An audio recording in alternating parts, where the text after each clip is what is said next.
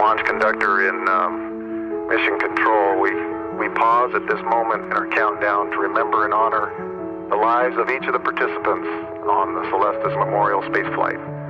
Their presence on this flight signifies a commitment to the opening of the space frontier shared by all of us. We wish the friends and families present today and all those who are with us in spirit all over the world Godspeed, good luck, and our thanks for allowing us to share this very personal time with you today. Elsie out. 5, vehicles armed, 3, 2, 1, fire. Missile away.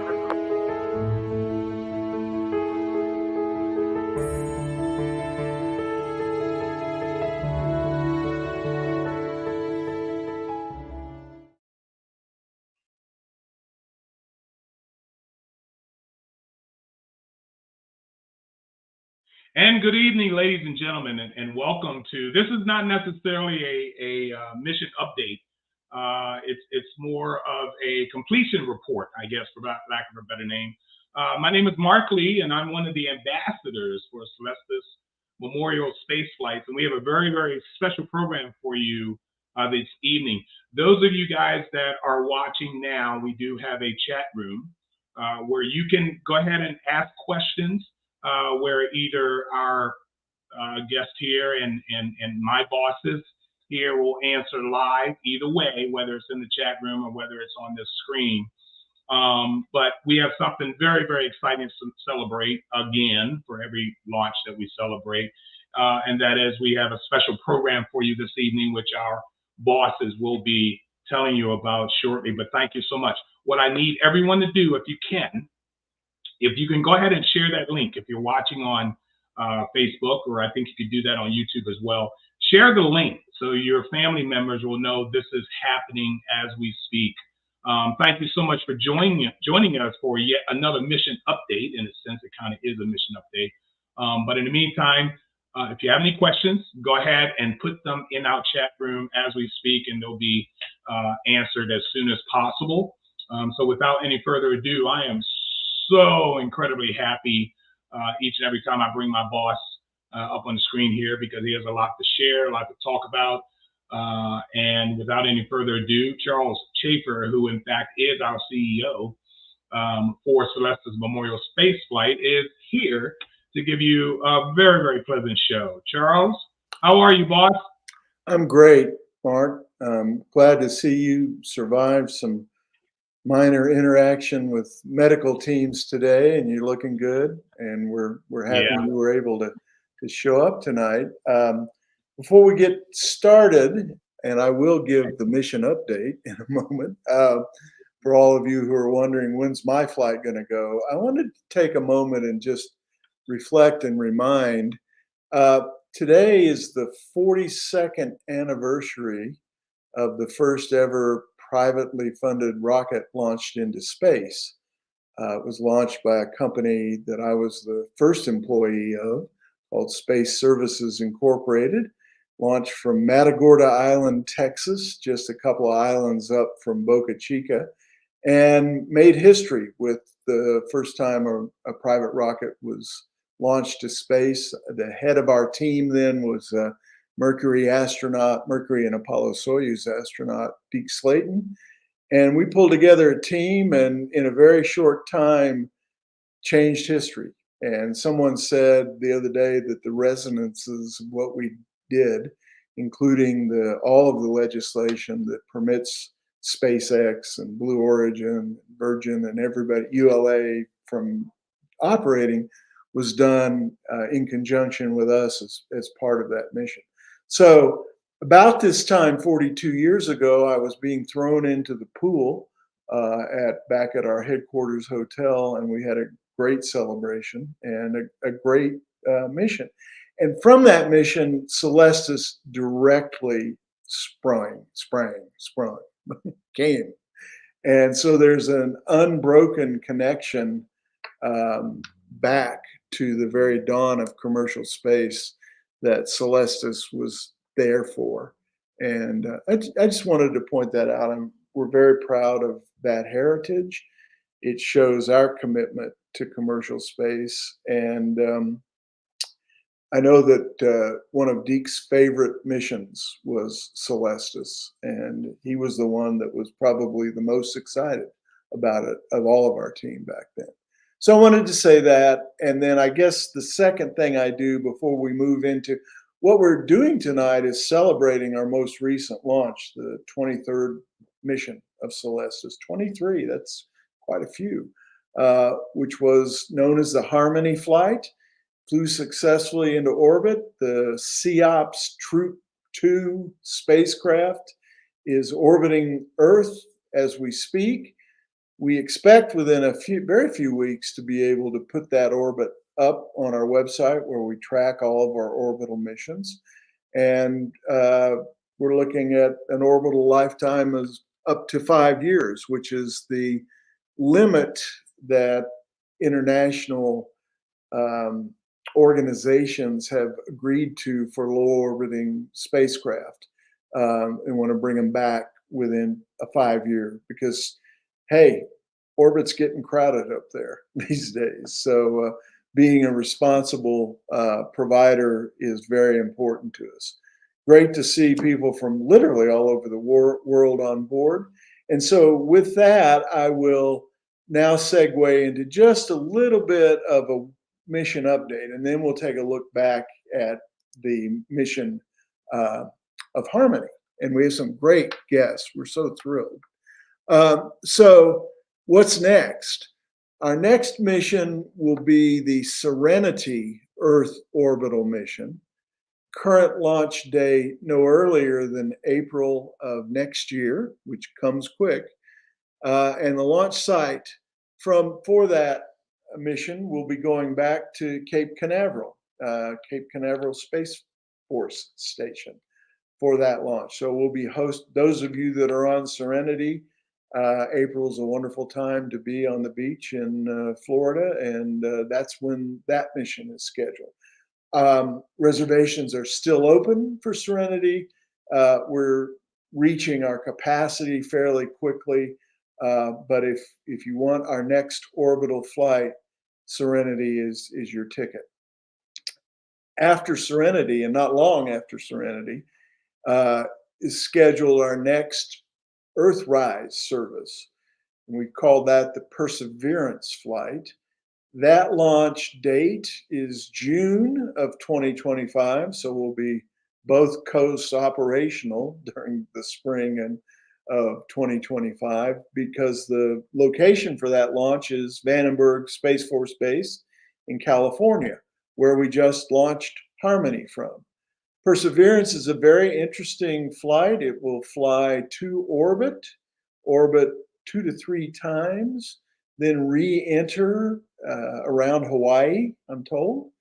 And the capsules on the Perseverance flight will be recovered and returned to the family member or the person that purchased the contract for that Earthrise service.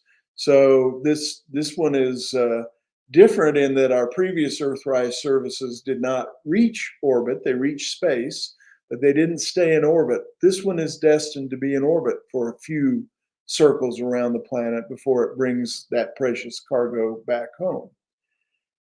After that, we're looking at our next lunar attempt, which right now we're showing as Q1 of 2026. That's called the Destiny flight. That will most likely occur from Florida, but we are still not releasing a final launch location. And then the flight after that, although we may sneak another one in that we haven't announced yet, is our next Voyager service. Remember, we did our first Voyager service ever back in January, and right now over 250 flight capsules, including 5 of the original Star Trek cast, 2 astronauts, people from multiple 25, 26 countries, are on a 2.5-year journey that started in January to deep space out beyond the orbit of Mars into a heliocentric, sun-centric orbit that will basically exist for billions of years, hence infinite, hence our deep space flight. That one's currently scheduled for Q4 of 2026. So as you can see, we're going to have a busy next couple of years on our mission schedule. All right, that's what I wanted to say. And I think, let me just really see. I don't see any questions yet. I do see a lot of people who are logging on, and we love to see you. Appreciate that. All right, Mark, I think I'm going to hand it right back to you. And I believe you have some visuals to share on the. So we'll segue now to the celebration of our Harmony flight. And take her away, Mark. All right, Charlie, thank you for that update. Once again, guys, share the link with folks, family, friends, anyone that you know that may be interested in our service, what we provide each and every one of you during this time. And I think I'm going to throw it right back to Charlie, because I would like for him to go ahead and introduce our president and all-around good guy for this company. Charlie, if you would bring him up, he knows what to do next. Oh, okay, sure. Sorry about that. So about 3 years ago, I hired Colby Youngblood to be the president and essentially chief operating officer of Celestis. He holds the fort down in Houston, and you all know Colby, those of you who went to the flight, and many of you who have seen him on our Facebook Live events. I guess, Colby, you're going to do the visual show? Hey everyone, thank you for that introduction, Charlie. Yeah, we do have a couple of videos that we'd like to show. Mark, if you could, let's roll the first one.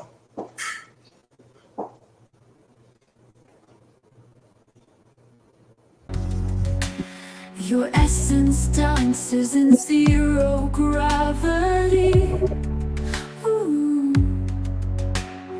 Whispers of love echo in the infinite space. In the arms of the cosmos, you find solace and grace. A cosmic voyage, a beacon of light. Celestis, your final destination, a cosmic embrace. Among the constellations, you find your place. A journey beyond, a legacy to embrace. Celestis, a heavenly grace.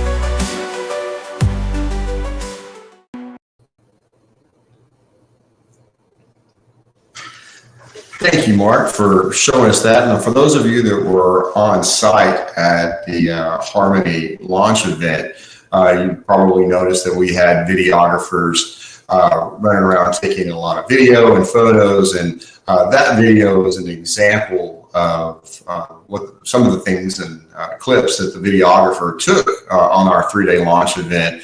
And that was posted shortly after the Harmony flight lifted off.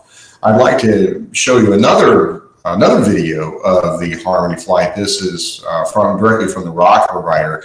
But this video that you're about to see is going to show the launch up close and personal that you may not have seen. If you were at the launch event, you may not have seen it because you were out in the park and you were watching it. For those of you online, you may have seen some of this before, but what you're going to see is the F9 lifting off from Slick 4E East at Vandenberg Space Force Base.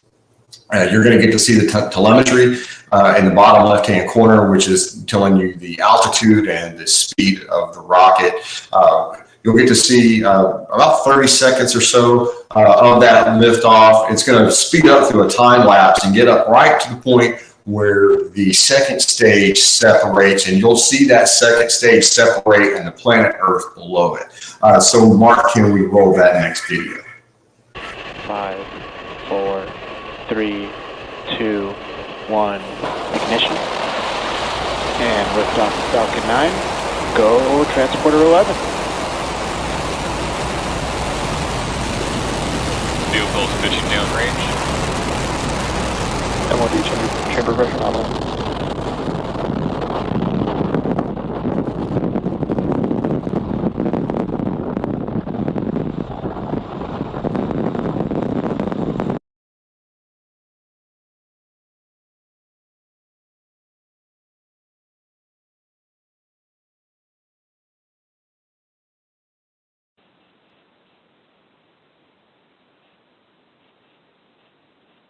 Main engine cut off. Stage separation confirmed.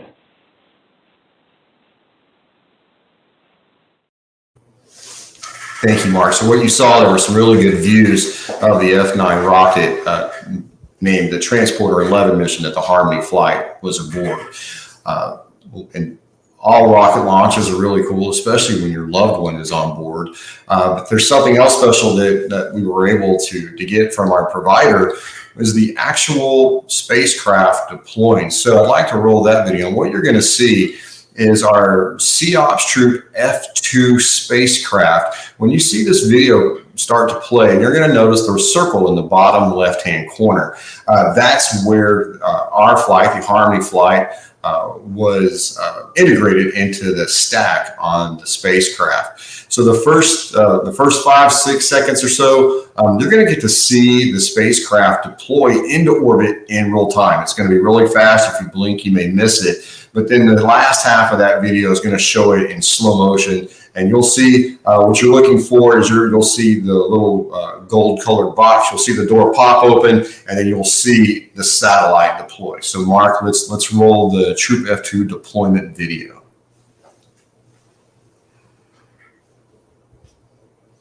Like I said, you probably, if you blink real fast, you missed it. But that bottom left door, you'll see it pop open in slow motion, and you will see the Troop F2 slide right out. Right there is a really good picture with the reflection off of the back of the rest of the stack.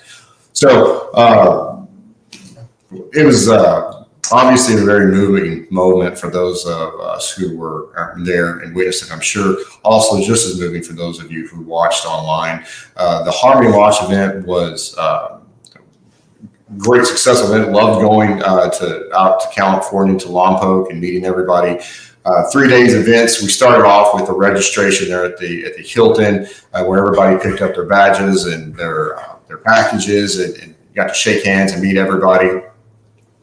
On day 2, we did what was really cool event out at the Babcock Winery.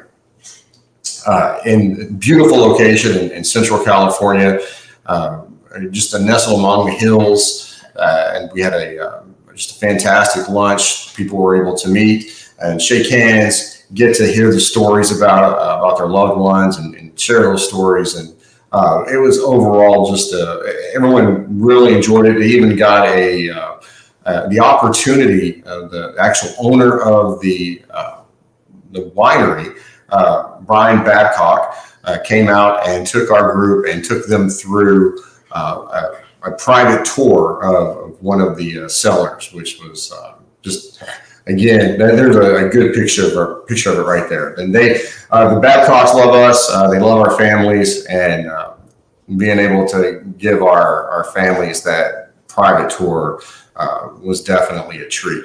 We also got to hear from, you saw a picture of it just a second ago, the commander of the local American Legion, Andy Wolstad.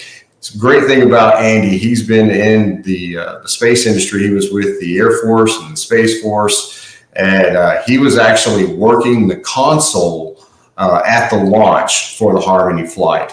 And Andy gave a very descriptive briefing of the F9 Falcon and what our families go through in the deployment to Earth's orbit. And then we wrapped up day 2 at the memorial service. We had a memorial service there at the Hilton, and families got to get up. And one of my favorite things about the launch event is just being able to hear our families share their stories about their loved ones. So it was another touching moment. And then on day 3, as we always do, we have the launch event. We bust our families out to a very scenic park in Vandenberg Village, where we were actually able to see, if you had the right view on this park, you can see the tip of the fairing of the Falcon 9. And it was the first time that I got to see the actual rocket sitting on the pad from California. So it was a neat experience for everybody. But I think overall, for those who attended the event, obviously a very powerful, moving moment. And what better way to hear about that is from some of the families that attended. And so today we have 3 members of our family, our Harmony families. I'd like to introduce them, and we're going to get to hear them tell us about their loved one and what they felt as they were going through the launch. So I'd like to introduce Lisa Cobb. Hi, Lisa. How you doing? Rick Coleman and Rhonda Khalil. So I want to say thank you very much for being at this very special Harmony celebration. I'm going to start off by asking, I'll go to Rhonda. Rhonda, if you could, tell us a little bit about your brother, Stephen, and then just tell us about your launch experience and what you thought of it.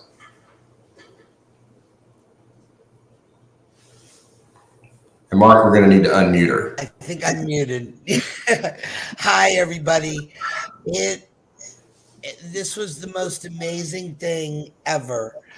My brother was 55 years old and died unexpectedly in November of 2022. And he had seen this through a presentation at the funeral home. He had seen this option and he thought this was the coolest thing ever. So I did not expect to be setting him up in this at any time, but he died unexpectedly 6 months later.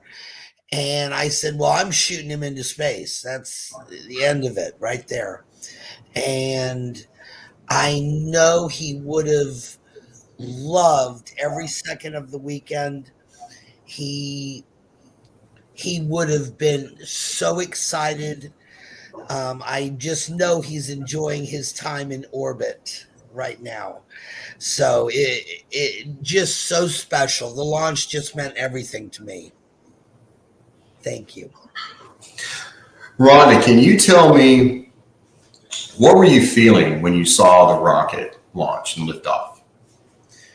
We had a number of delays and pushbacks, and which is just the nature of the beast when you're dealing with space and rocket companies, I guess. Celestis, Mr. Youngblood, and Faith did a fantastic job of keeping us together and looking forward. And when right before it went off to space, right before it launched, I got really scared for a minute. I was like, oh my God, I can't send my brother into space. But then all of a sudden I was like, and then the rocket went, and it was exhilarating, and it was just so powerful. And I just felt, and I just knew my brother was there. I had no doubts. Awesome. Well, thank you, Rhonda, for sharing. Lisa, I'll kick it back over to you. Lisa, can you tell us about your husband, Devin, about your experience? And Marc, she's muted. Hi.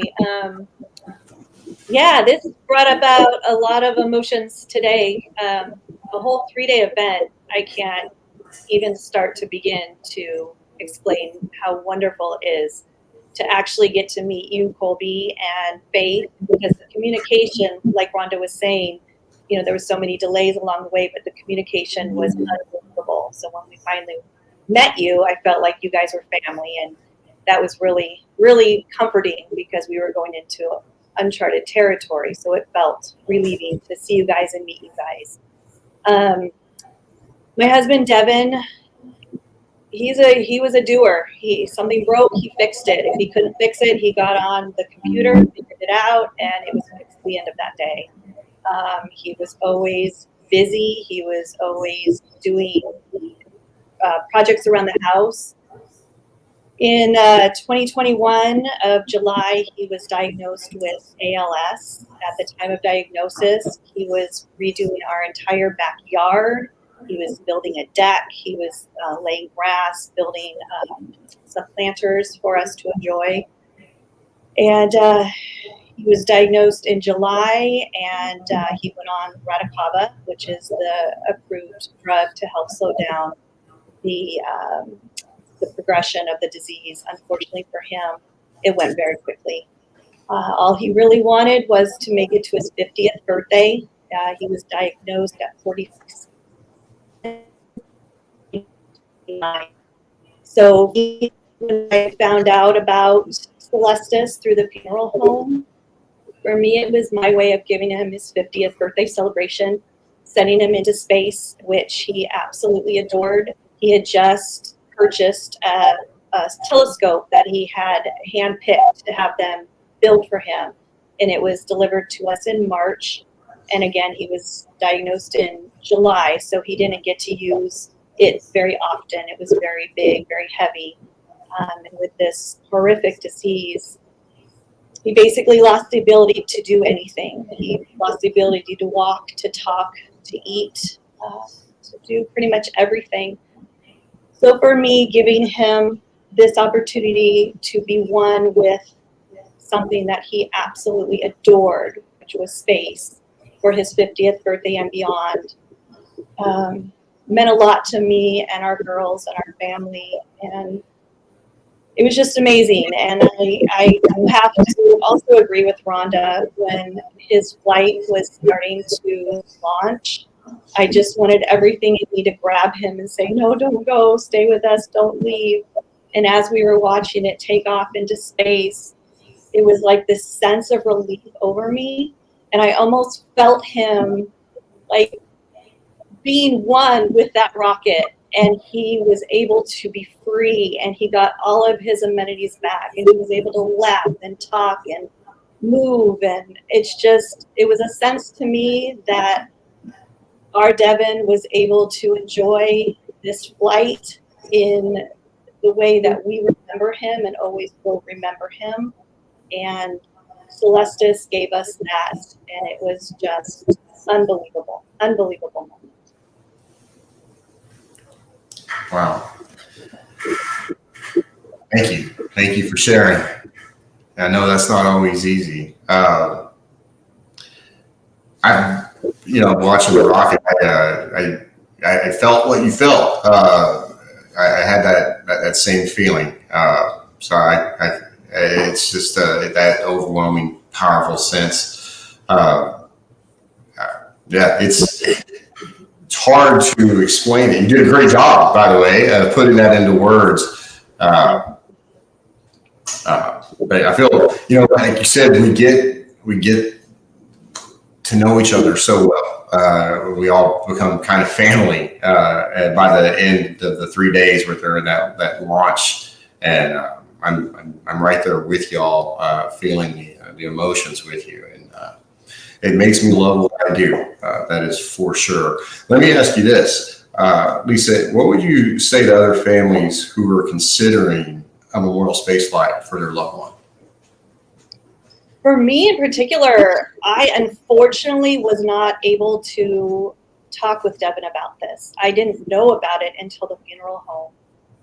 And when they started to describe it, it was just a sense of, oh my gosh, this is what we need to do for him. And I didn't know anything about Celestis. I didn't know anything about space flights in general. And so learning along the way was really educational, but also it brought me to a core of one with the space flight. I felt like him being on it was important to our family, but the more I learned about space flight and what all entails with cremated remains going up into space and coming back as a shooting star, there's really no words to describe it. And for other families to put their loved ones on a flight like this, the only thing I can think of is this is a flight of a lifetime. just a one-way ticket to happiness, I guess. And again, what I just feel like he's free and he is just enjoying where he was his love at the time up in space. And I don't know, it's just pure joy, pure joy. Fantastic. Well, you put it into words very, very well, Lisa. Well done. So again, one of my most favorite things about attending these launch events are making new friends. And I'd like to call Rhonda a good friend and Lisa a good friend. And now Rick Coleman, who I got to spend some time with at the winery. And I'd like to introduce Rick. And Rick, if you could, tell us about your son, Andrew, and tell us about your launch experience and what it meant to you and Deborah. Hi, everybody. It's good to be with everybody tonight or this afternoon, wherever you are. And Colby, right, he and I got to geek out for a while at the winery, and it was like we've been lifelong friends. And I think I've actually been to 2 launches. We were at the Enterprise launch with the Vulcan in January at Cape Canaveral, and then we were at the Harmony launch here, a few weeks ago. And so I've been able to see a launch from both coasts. I've seen a night launch and I've seen a day launch. Andrew was my son and still is my son, but Andrew, my son, passed away unexpectedly at college, just a few days short of his 20th birthday. And he was going to Texas A&M, and he was a aerospace engineer major. And I recall as we heard the tragic news, and his mother and sister and I were sitting there trying to figure out how to process or get through anything. We were trying to strategize just the next, 48 hours, and we just did not even know what to do. And his sister looked over and says, what if we were to put his ashes into space? And we're like, what are you talking about? And so she had found the Celestis website while we were sitting there. And we made a call that day. We were on the phone that day and making arrangements. And then you wait until you see this all come together. And you ask about, what are your emotions like? I share with Rhonda and Lisa that you run the gamut. You run the gamut for the days going up to it, and as it's taking place. And what Rhonda and Lisa didn't tell you is we were sitting there that day, and it got pushed back, up against the tail end of its launch window. And so we're all sitting there wondering, is this thing going to go? And it went. It was beautiful. And you feel this rush of there's this euphoria of joy of watching this thing get off the ground, and then you remember why you're there, and you're saddened. You're deeply saddened for a few, but then you think about it and you realize, what? Now I can check in on, and I know Andrew's watching us as he's circling the planet, and we can check on his status wherever he is, for the next few years while the satellite's up there. And so you run through a range of emotions, and you look at all the families. I remember in Cape Canaveral, and I also remember here in Lompoc, that there's this gasp, this common gasp with all the families, and then there's this cheer. Everybody cheers, and you're sitting realizing that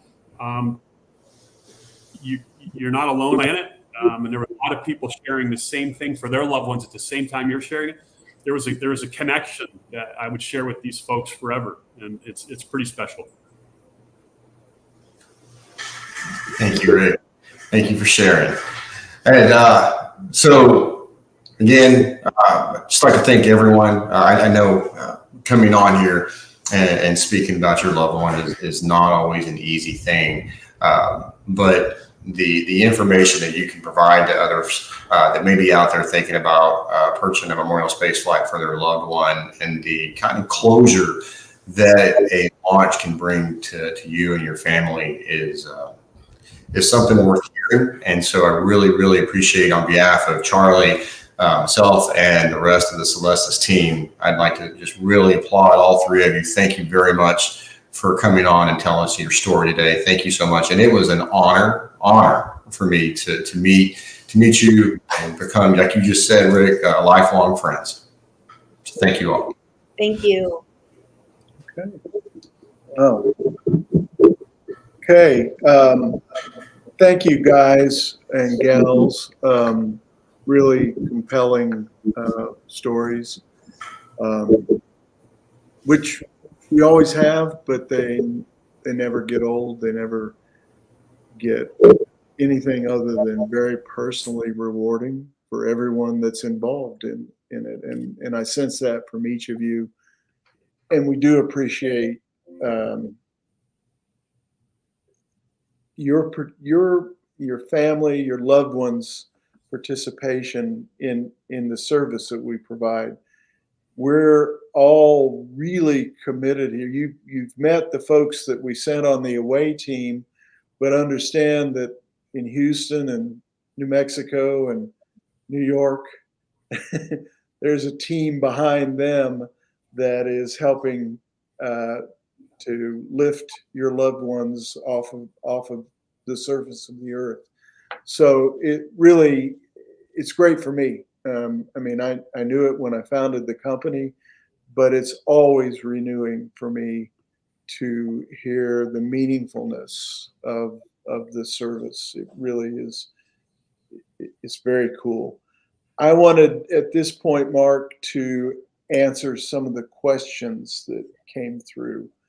The first one I have is from Kim Maddie Aldemeyer, and I noticed that our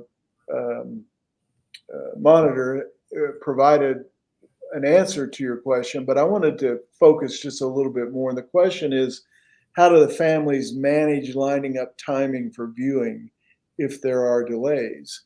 And the answer is with great flexibility and great understanding that it is, after all, rocket science. And a whole lot of things got to go right for them to be able to push that button and for the launch to occur. It's not like catching a train somewhere. It's a complicated effort of technology, weather, range capacity, and range scheduling so that there aren't boats in the water where the stages come to. It's a really complex thing. What we do, and I think we do a good job of it, is from the point at which you become a member of a flight, we stay in constant communication with you. And that's so important because people want to know. And we pass along only information that has been vetted by us as coming from the people that are actually doing the launch. There's a whole community out there that guesses when a launch is going to occur and talks about it. And so we go to great lengths, and I think generally do a really good job of telling people, don't buy non-refundable tickets, don't make reservations that you can't change. And then when we do, as the answer came, when we make our reservations, we tell everybody, okay, we're convinced enough that this date is real that we're now making our commitment and our travel plans.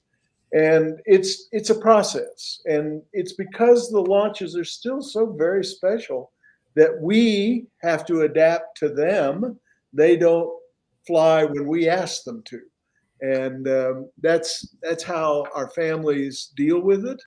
And I think, again, I feel like by and large, we do a pretty good job of that communication. Next question from Martha Courtney. Can we share the launch provider for the April launch? Yes, we can. We just finalized our agreement with AboveSpace.com.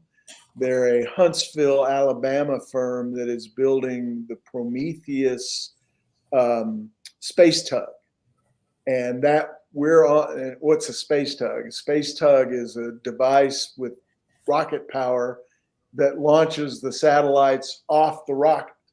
So you ride the rocket to orbit, but then you launch to a permanent orbit aboard that space tug. The launch vehicle for the Prometheus mission in April 25 is a Falcon 9. No surprise. That's most of what flies these days. So that's the answer to that. David Vandevelde, the answer to your question about your micro SD card, 6 months is the lead time that we'll need for it. Yes. And I thought I saw one other one. Name of the song and the singer from Linda. I have it. We haven't memorized it, but we'll put that up on our Harmony family and friends launch page. I saw one other one that I wanted to try to answer,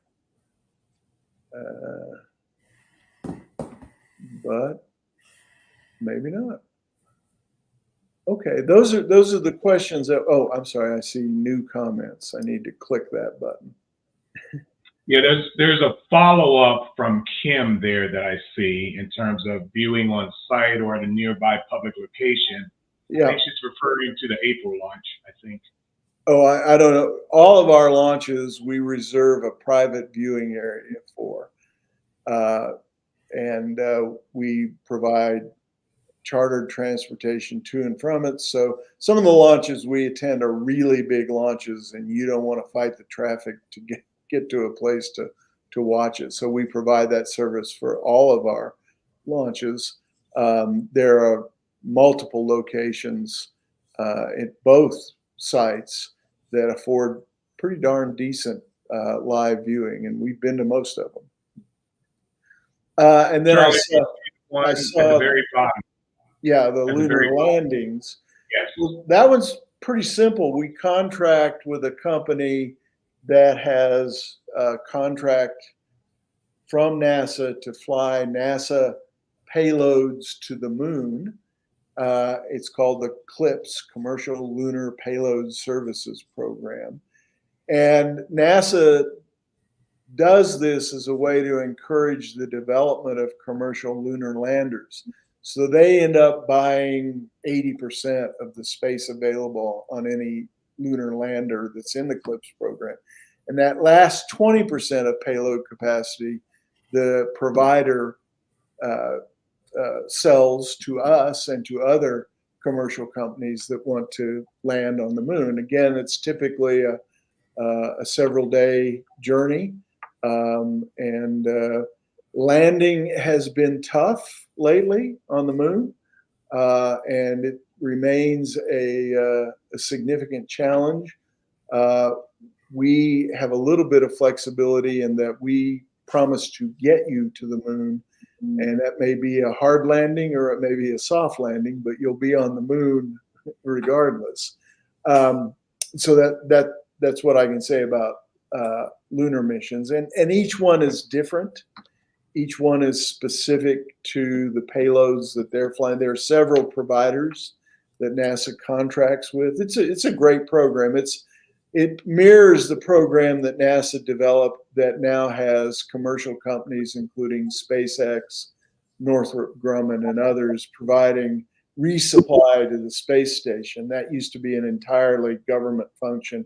Now it's an entirely commercial function. NASA's trying to get to that point with their lunar missions too. Not that NASA will stop doing lunar missions, but that it will have by giving these contracts, it will have created a robust capability for NASA and other nations and commercial enterprises such as Celestis to be able to do lunar landings.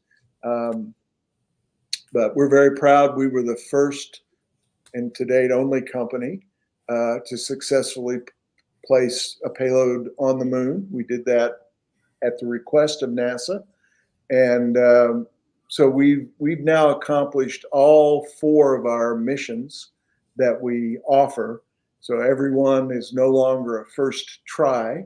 And some people like the fact that the ability to get to space is much more robust than it was 30 years ago when we started. So there's lots of capability out there, and that creates opportunities for us to get to the lunar surface. All right.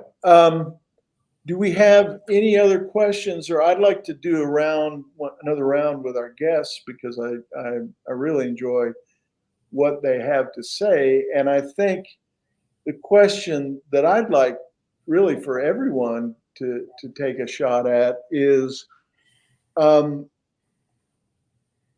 us about your perspective on closure and how the service that you just went through helped you achieve, if it did, but helped you achieve some level of closure.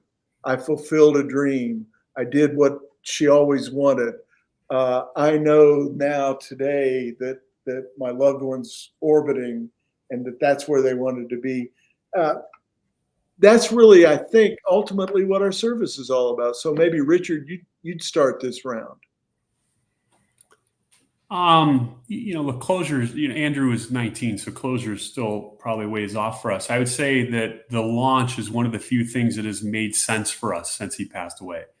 And so, it gives us a little bit of peace. I do think, because of Andrew's study in aerospace, he and I were actually studying together. Well, I'm sorry, Andrew was teaching me everything he had learned about the Vulcan rocket. And so we were going to go to that launch either way. Yeah. Sadly, we went in a different way than we were supposed to go, but we were there together. And so, I guess there's some closure to that. And I think there's just there's peace of mind in knowing that in his career was meant to be in space, and so there he is. And so we fulfilled a journey for him as much as anything. Great perspective and really good point about, grief and closure is a process. There is no doubt at all about that. And the fact, again, I love the fact that we can give you a little bit of a momentary breathing room, perhaps, as a way to think about what the launch provided for you in that process. Rhonda, would you like to address that? Sure. Hi. I think this launch and the events of the weekend were incredibly important for me. The luncheon at the winery and the memorial service that they put on that afternoon, it was absolutely beautiful. And I felt like I had provided the last service I could for my brother. And it was very powerful. And it just makes me feel so much better. I mentioned delays, but I got to tell you, Celestis took care of us all the way through. And I wasn't missing this launch. I don't care how long I would have had to wait. And it was the most spectacular thing I've ever seen. And I live in Florida. I'm about 30 minutes from Cape Canaveral. So we watch launches all the time. But there was nothing like this launch. Right. This was it. Yeah. Yeah, I know that I've been launching rockets for decades. And somehow, and it's always cool to see them lift off. It's never not cool. But somehow, when you have a personal stake in that launch, there's a feeling that just comes over you that's, to me, not describable in words, but it's describable. And it's great to watch people who've suffered a loss experience a moment of joy, and that they're not often allowed to get. So, Lisa, same question with a slight twist. I've got some ALS in my family, and I know the struggle that is. And I just have a sense that from listening to you that you felt that he was finally free, and that you let him go, and that he was off in a direction. and for a purpose that he wanted to be, which when you're fighting that, as you say, horrible disease, you don't get all that many moments like that. But I don't want to put words in your mouth. No, that is definitely for sure. I do want to mention there was a gentleman at the Vandenberg launch that, gosh, I wish I knew his name. He brought a pair of binoculars, and he was looking, and at one moment he handed the binoculars to other people to see it. And, you know, I declined. And then I finally said, okay, yeah, I would love to see the tip of the rocket. And so when I did, and I looked through those binoculars and I saw the tip of the rocket, I can't explain it, but I looked at our girls and I said, there's Dad. He's here. There he is. There's Dad. And at that moment, I felt so close to him. I felt his presence. I felt him there. And in a way, it almost felt like he was saying, thank you. Thank you for allowing me to be free. And I was his primary caregiver for those 2 years. And watching your best friend, your husband, your everything, your partner decline at the rate that he declined, the only way that I can find closure is in my mind to visualize him being free and having all mobility and to be able to be him again. Yeah. Well, and there was one thing at the winery that I live day to day for. The speaker at the winery had mentioned that 1 million things have to go right and one thing to go wrong for everything to change. Yeah. And I now live my life like that on a daily basis because you never know what tomorrow brings. And as far as the launch being delayed, that sentence for me put everything in full circle. And it's so true. 1 million things can be going right and only one thing to go wrong to change the whole trajectory. And so that I will take forever. And that is one sentence that I live daily by. Absolutely. I wanted to mention the video clips that you saw and the photos. We always produce a final video that includes video that we took over those 3 days. And we're in the midst of producing it now. So when that's available, we'll put it up so that anybody that wants to can download and have that special memento. You know, it's just really fortunate that Vandenberg found its way into the middle of some of the best wine country in the world. And we're very, I don't know if you took a chance to go to some other the vineyards on that road to Babcock, but it really makes for a very nice experience. And we're happy that we discovered it and that we have good friends in the Babcock folks. And that's a relatively new part of our service of doing the vineyard visit. And I think it's a keeper. And I got a sense from the three of you that you think it's a keeper also. So it's nice. We can't do that in Florida. Everybody tends to want to go to Disney World or the beach, but in California we have that really gorgeous part of the world, wine country. All right. Well, we're coming up here on having spent a full hour together. I'm really pleased that the three of you made the effort to join us. I feel connected to that mission that in a way that I hadn't been before. And got to remember, I've done all the missions, so it's really good to hear you, to know that you were there. And I know Colby and Keith and Faith just did a fantastic job for us out there. Plus, you rode a bus that said Harmony on it, right? I mean, how can you beat that?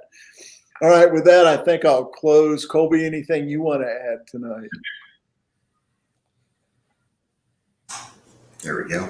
I just want to, again, just say thank you to you three for being here and sharing.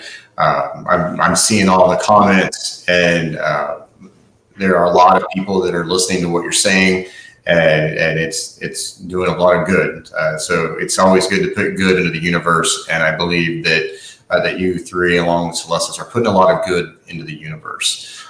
And I want to thank everyone from the Harmony flight, not just for the folks who. I want to answer one last question before we close out. I see the binoculars. But I just want to say thank you to everyone that had a loved one on the Harmony flight. Thank you for all the ones that were there in California to make it special. But thank you for all the ones that were watching around the world, that were watching their loved ones on the live streams. So, we couldn't do this. We couldn't love our jobs like we do without you. You guys make Celestis what it is. So thank you all for being here. So Charlie, I'll kick it back. Thank you. I just want a couple people have mentioned you need to bring binoculars. I would say maybe on that. I tell everyone, do not try to watch this launch through any screen or binoculars. Take the whole thing in, you feel it. It's a magnificent experience. And we're going to get the best photography there is, and we're going to get you the close-up views that you're looking for.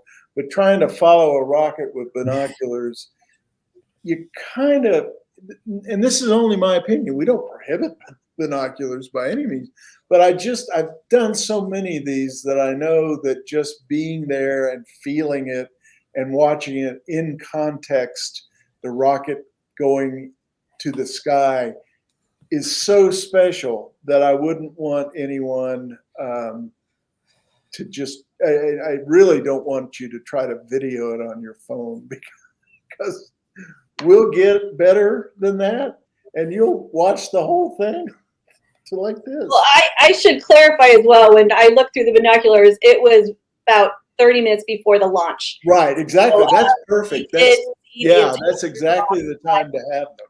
Incredible. But the binoculars, I must have misspoke. Yeah, that was before the launch. No, there's some people in the comments that are suggesting bringing binoculars. Oh, and you can, and you can see stuff through it, but just don't watch the launch through it. Trust me on that. I've been there. All righty. 2 minutes. Marc, you want to close us out? Thank you. Yeah. If our guests will hang around for a bit after we go off, I'd like to replay that first video, that beautiful song that was mentioned in that first video. But in the meantime, I just want to throw these reminders to people. Number one is that you can review this at any time. You can email it, you can send it, you can share it with your folks at work. Anytime you want, you come on our Facebook page or look on YouTube, and you can review this. If there was anyone that you know that could not attend this mission update, well, it's there forever. So you can go to our Facebook page, definitely visit our YouTube page, look at all the other videos, not just yours alone. And of course, stay tuned for your emails, because when that video that was done there at the launch is placed on YouTube, we'll send out an announcement. Please feel free, once again, like our crew here says, to replay this video at any time on Facebook. I want to personally thank Lisa, Rhonda, Richard. You guys were incredible. You were better than I thought. I had to drop out for a sec there because Lisa just broke me up, and that was not appropriate for television. So I left the room like the adult that I am. My bosses, Colby, and of course, Charles, we're really, really happy to do the mission updates almost every month, getting closer to each and every launch. So remember that if you do have a loved one going on a future launch, that you will be getting mission updates so you know what to expect if you haven't heard anything from any past mission updates. Thank you guys so much for joining this broadcast. And if you could bear with me, I'm going to go ahead and take us out. Let's answer one more question. Okay. Let me stop here. How far away or how close are the viewing distances?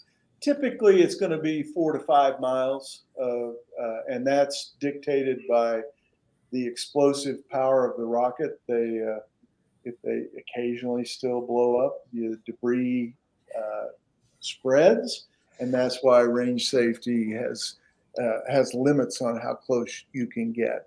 We get about as close as anyone that I see 10 to 15 miles, and that's not true. It's more like 4 to 5 miles, but I'm not real sure. Anyway, I wanted to answer that. So with that, Mark, I will now let you replay. Absolutely. Folks, also remember that if there are questions you still have for any past or any future missions, please don't hesitate. Don't think we won't answer. Contact us at our headquarters, email, telephone, private visit, whatever you come up with, and let us settle your minds, okay? Because this is one of the most, if not the only fantastic thing that you could probably do for your loved ones. So we'd like to be a part of that. So without any further ado, watch this, and the rest of you guys hang around for a while so we can say goodbye to you. Here you go. 5, vehicles on, 3, 2, 1, fire. In the silence of the void, you drift so free. Your essence dances in zero gravity. Whispers of love echo in the infinite space.